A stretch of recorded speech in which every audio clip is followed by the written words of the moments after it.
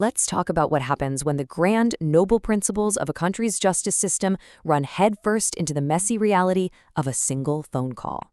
Today, we're diving into that frustrating gap between what the Canadian justice system says it is and what it's actually like when a regular person just needs a straight answer.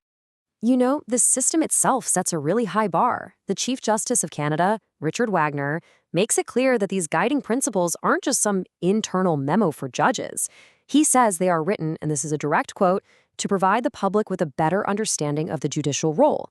So right from the top, the stated goal is public understanding. The big question is, are they living up to it? All right, so here's how we're going to break this down. First, we'll look at the official pillars of justice, the ideals. Then, we'll listen in on a citizen's call for clarity. After that, we'll actually explain what a peace bond is. And finally, we'll talk about this huge gap between the promise and the reality. Okay, let's kick things off with Section 1, the Pillars of Justice. This is the official on-paper version of what the Canadian judiciary is all about. So there's this official document called Ethical Principles for Judges, and it lays out the absolute bedrock of the system.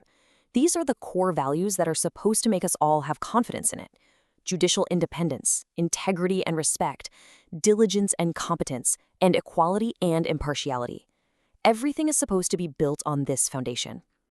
And this is the part you really got to pay attention to. The document doesn't just say these are good ideas or best practices. It says an independent judiciary is the right of all. It's not a professional courtesy. It's framed as a fundamental right for every single person in Canada. Remember that. All right, so we've got these big, lofty principles. Now let's bring it right back down to earth with Section 2, a call for clarity. This is based on a real phone call a citizen made to a court registry, just trying to get a simple question answered. The question is, on its face, super simple. What is the procedure for a Section 810 peace bond? That's it. The person just wants to know the process, trying to figure out the first step. So the citizen asks the court for answers about a court procedure, and the very first answer they get? The police? Right out of the gate, a question about how the court works is immediately punted over to law enforcement. You'd think the court would know its own rules, right? So the caller, rightly confused, tries to clarify. Wait, is it the police or the court that handles this? The clerk hesitates, then changes direction. Well, it's dealt with Crown. So in the span of a minute, we've been bounced from the court to the police and now to the Crown Prosecutor's office. The runaround is in full swing. Finally, the caller asks if there's any other official place they can get this information. The last piece of advice? You could ask a lawyer. So to recap, to get a straight answer from the court about a court process, the options are the police, the prosecutor, or hiring your own lawyer. Not exactly accessible, is it? And this is where it just gets incredible. The call gets so tangled that the person is transferred to the criminal desk. When the new clerk gets on the line, their first words say it all.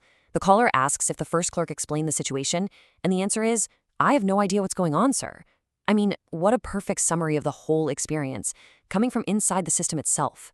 Okay, so let's do what the court system apparently couldn't. Let's provide some clarity. Section 3. What is a peace bond? Let's actually decode this thing. All right, so pulling from the official Crown Council policy manual, here's the deal. A peace bond is a preventative court order. The key thing to understand is that it is not a criminal charge. The whole point is to stop something bad from happening before it starts, by putting conditions on someone when there's a reasonable fear they might hurt someone or damage property. It's about prevention, not punishment. And here it is. This is the source of the entire confusing mess. It all boils down to two words: application versus information. The caller used the word application, which makes total sense to you and me. You're applying for something. But in legal jargon, the process is actually started by a document called an information.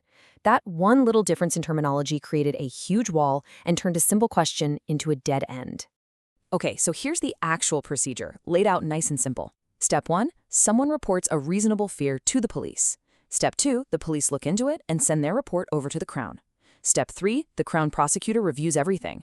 Step 4, if they think there's enough there, they prepare that key document, the information, and swear it before a Justice of the Peace. And finally, Step 5, the Justice of the Peace issues a summons to get the person into court. That's the real process.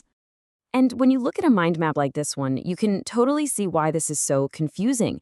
It's not a simple topic at all, with all these different parts and procedures, which, makes it even more important for the system to have a clear, simple answer ready for people who call asking for help.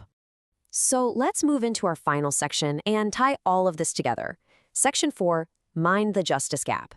This is where we look at what happens when what's supposed to happen just doesn't. Let's circle all the way back to those ideals we started with. The official principles for judges state, plain and simple, judges foster access to justice for all. It's a core mission. Now let's put that ideal right next to the reality of the phone call. On one hand, you have this promise to foster access. And on the other, you have a court clerk saying, nope, you got to go to the police. We don't deal with that here. That's not fostering access. That's putting up a wall. And here's another big one. Judges are actively encouraged to help make the whole legal process more understandable and accessible to the public. The goal is explicitly to make it make sense. And here is the direct result when that goal isn't met. The citizen says it perfectly. He's trying to do the right thing. He doesn't trust what he reads online, so he wants to talk to an official, familiar source. But that very source is the one pushing him away back towards the confusion he was trying to escape. And that brings us to this final, just incredibly stark contrast. The ideal from the Chief Justice himself provide the public with a better understanding. And the reality from the person on the front lines of that system, you'd have to ask the police, because I don't know. The gap between those two statements is massive. So what's the bottom line here? First, the Canadian justice system is built on really great ideals of being clear and accessible. Second, the reality for a citizen can be a frustrating maze just to get a simple question answered. Third, we now know the real process for a peace bond starts with the police and hinges on a document called an information. And finally, and this is the big one, this justice gap between principle and practice is a huge challenge to the public's confidence in the whole system. And that really leaves us with one big question to think about. If just trying to walk through the front door of the justice system is this confusing and full of barriers, how can we be expected to have any confidence in what's going on deeper inside, behind closed doors?